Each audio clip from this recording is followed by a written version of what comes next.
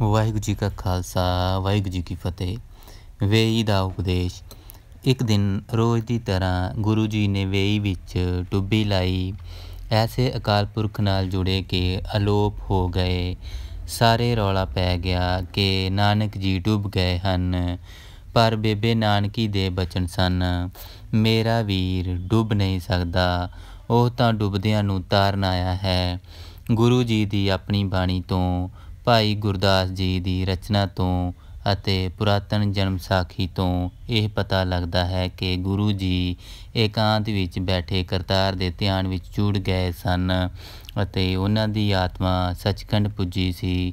ਉੱਥੋਂ ਆਪ ਨੂੰ ਹੁਕਮ ਹੋਇਆ ਕਿ ਇਸ ਤਰ੍ਹਾਂ ਇੱਕ ਥਾਂ ਬਹਿ ਕੇ ਸੱਚ ਧਰਮ ਦਾ ਉਪਦੇਸ਼ ਕਰਨਾ ਕਾਫੀ ਨਹੀਂ, ਇਸ ਉਪਦੇਸ਼ ਦੀ ਸਾਰੀ ਦੁਨੀਆ ਨੂੰ ਲੋੜ ਹੈ। ਸਾਰੀ ਪ੍ਰਿਥਵੀ ਝੂਠ, ਸ਼ਰੀਕੇ, ਫੁੱਟ, ਵੈਰ, ਵਿਰੋਧ, ਈਰਖਾ, ਕ੍ਰੋਧ, ਹੰਕਾਰ ਅਤੇ ਪਾਪਾਂ ਦੇ ਭਾਂਬੜਾਂ ਵਿੱਚ ਸੜ ਬਲ ਰਹੀ ਹੈ। ਇਸ ਨੂੰ ਨਾਮ ਅੰਮ੍ਰਿਤ ਦਾ ਛੱਟਾ ਦੇ ਕੇ ਠਾਰੋ, ਸ਼ਾਂਤ ਕਰੋ ਅਤੇ ਸੰਸਾਰੀ ਜੀਵਾਂ ਨੂੰ ਸੱਚੇ ਧਰਮ ਵਾਲੀ ਏਕਤਾ, ਪਿਆਰ, ਪਰ ਉਪਕਾਰ ਵਾਲੀ ਸੱਚੀ ਸੁੱਚੀ ਰਹਿਣੀ ਦੀ ਜਾਚ ਸਿਖਾਓ। ਵੇਖੋ ਤਾਂ ਸਹੀ ਪ੍ਰਿਥਵੀ ਦਾ ਕੀ ਹਾਲ ਹੈ। ਹੁਕਮ ਪਾ ਕੇ ਗੁਰੂ ਜੀ ਨੇ ਸੰਸਾਰ ਵੱਲ ਝਾਤ ਮਾਰੀ ਤਾਂ ਕੀ ਡਿੱਠਾ। ਭਾਈ ਗੁਰਦਾਸ ਜੀ ਦੇ ਸ਼ਬਦਾਂ ਵਿੱਚ, ਬਾਬਾ ਦੇਖੇ ਧਿਆਨ ਧਰ, ਜਲਤੀ ਸਭ ਪ੍ਰਿਥਵੀ ਦਿਸ ਆਈ, ਬਾਜ ਗੁਰੂ ਗੁਬਾਰ ਹੈ ਕਰਦੀ ਸੁਣੀ ਲੁਕਾਈ। ਇਸ ਸੱਚਖੰਡ ਦੀ ਯਾਤਰਾ ਤੋਂ ਗੁਰੂ ਜੀ 3 ਦਿਨਾਂ ਮਗਰੋਂ ਮੁੜੇ। ਪੁਰਾਤਨ ਜਨਮ ਸਾਖੀ ਦੇ ਸ਼ਬਦਾਂ ਵਿੱਚ, ਪਰਮੇਸ਼ਰ ਕੇ ਸੇਵਕ ਗੁਰੂ ਜੀ ਨੂੰ ਪਰਮਾਤਮਾ ਪਾਸ ਲੈ ਗਏ ਤਾਂ ਅੰਮ੍ਰਿਤ ਦਾ ਕਟੋਰਾ ਭਰ ਭਰ ਆਗਿਆ ਨਾਲ ਮਿਲਿਆ। ਹੁਕਮ ਹੋਇਆ, ਨਾਨਕ ਇਹ ਅੰਮ੍ਰਿਤ ਨਾਮ ਕਾ ਪਿਆਲਾ ਹੈ, ਤੂੰ ਪੀਓ। ਤਬ ਗੁਰੂ ਨਾਨਕ ਤਸਲੀਮ ਕੀਤੀ, ਪਿਆਲਾ ਪੀਤਾ।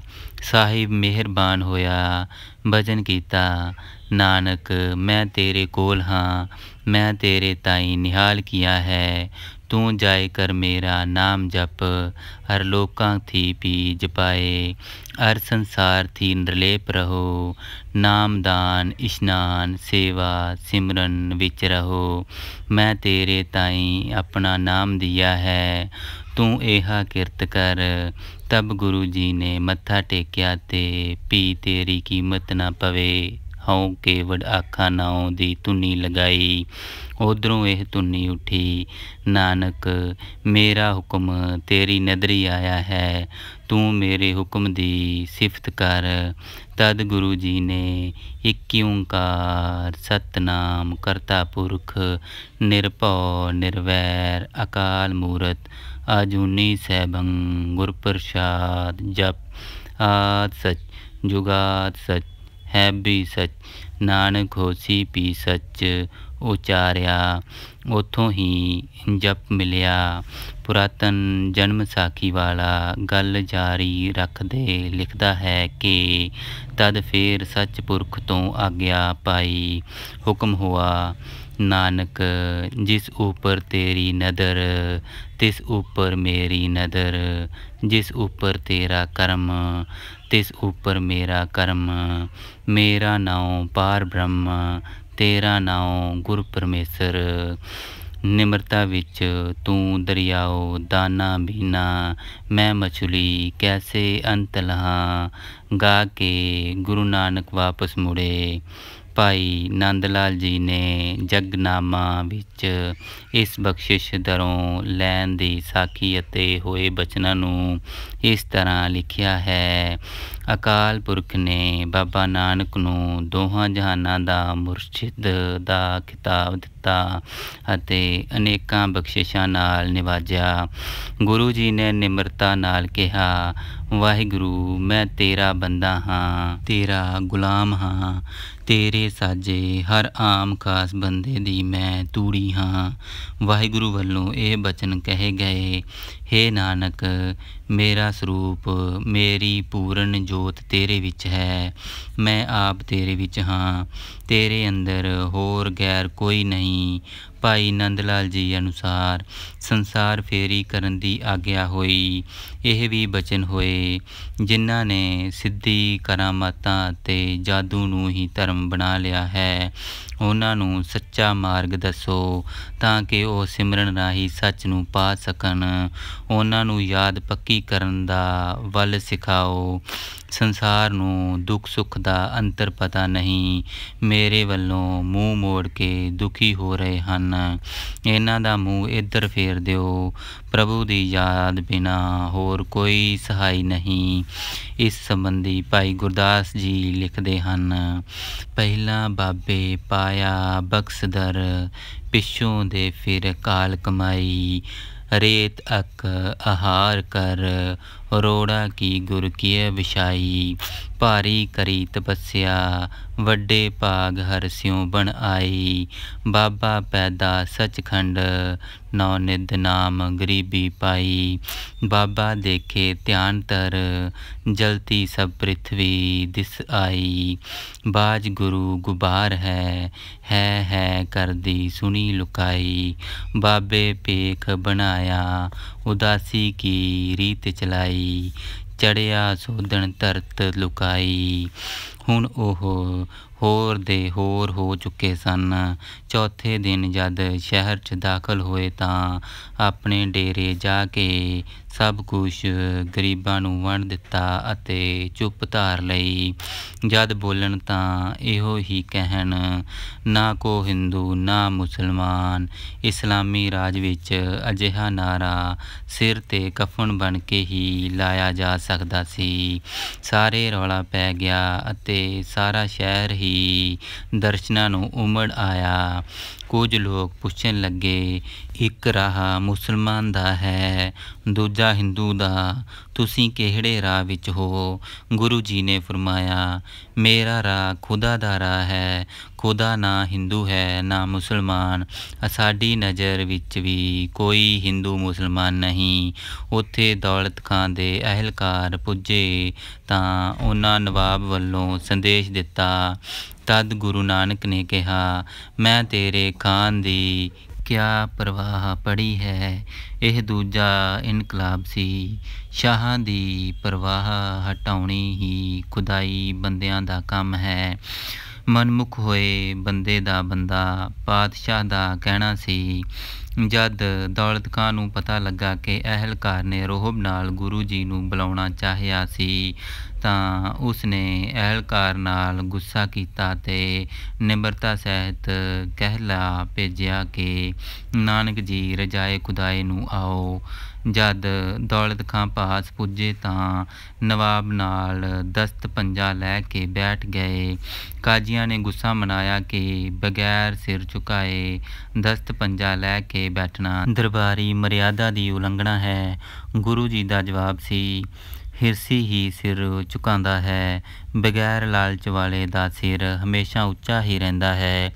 ਜਦ ਦੌਲਤ ਖਾਂ ਨੇ ਮਨ ਟਿਕਾਉਣੇ ਦਾ ਤਰੀਕਾ ਪੁੱਛਿਆ ਤਾਂ ਗੁਰੂ ਜੀ ਨੇ ਕਿਹਾ, ਜਿਉਂ-ਜਿਉਂ ਤੇਰਾ ਧਿਆਨ ਨਿਕਲ ਜਾਏ ਤਿਉਂ-ਤਿਉਂ ਦ੍ਰਿੜ ਕਰ।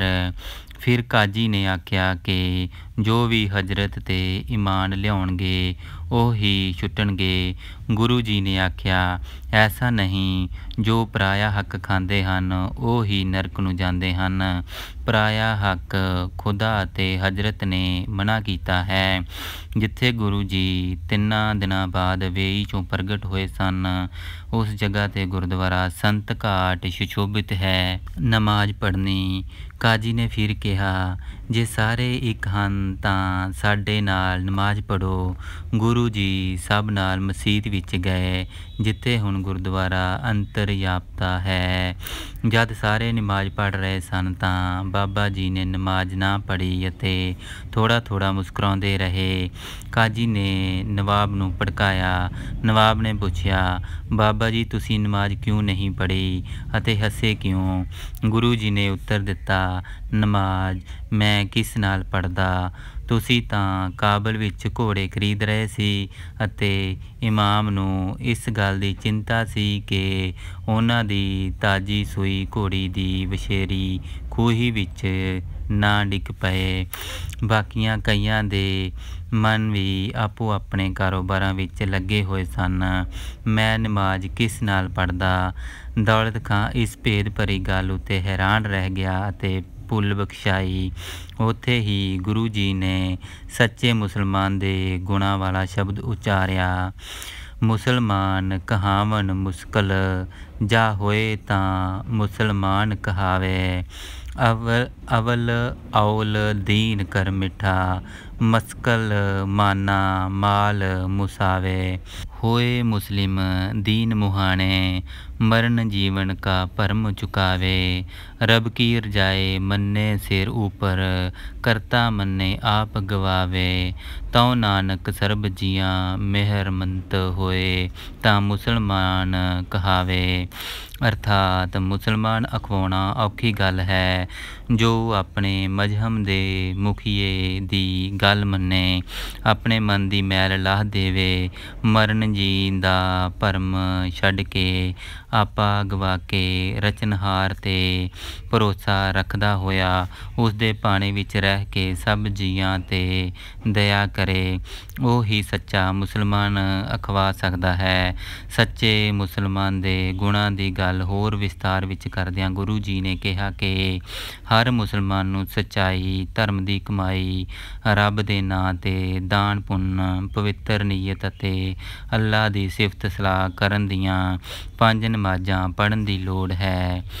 5 ਨਮਾਜ਼ਾਂ ਵਕਤ, 5 ਪੰਜਾ ਪੰਜੇ ਨੌ, ਪਹਿਲਾ ਸੱਚ ਹਲਾਲ, ਦੋਏ ਤੀਜਾ ਖੈਰ ਖੁਦਾਏ, ਚੌਥੀ ਨੀਅਤ ਰਾਸ ਮਨ, ਪੰਜਵੀਂ ਸਿਫਤ ਸੁਨਾਏ, ਕਰਨੀ ਕਲਮਾ ਆਖ ਕੇ ਤਾਂ ਮੁਸਲਮਾਨ ਸਦਾਏ।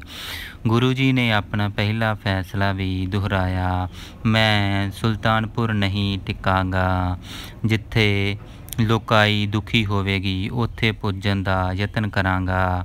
ਪਹਿਲਾਂ ਨਵਾਬ, ਫਿਰ ਜੈਰਾਮ ਜੀ, ਪਤਨੀ ਅਤੇ ਬੱਚਿਆਂ, ਮਾਤਾ ਪਿਤਾ ਅਤੇ ਸੱਸ ਸਹੁਰੇ ਨੇ ਰੋਕਣਾ ਚਾਹਿਆ, ਪਰ ਗੁਰੂ ਜੀ ਆਪਣੇ ਫੈਸਲੇ 'ਤੇ ਦ੍ਰਿੜ ਰਹੇ।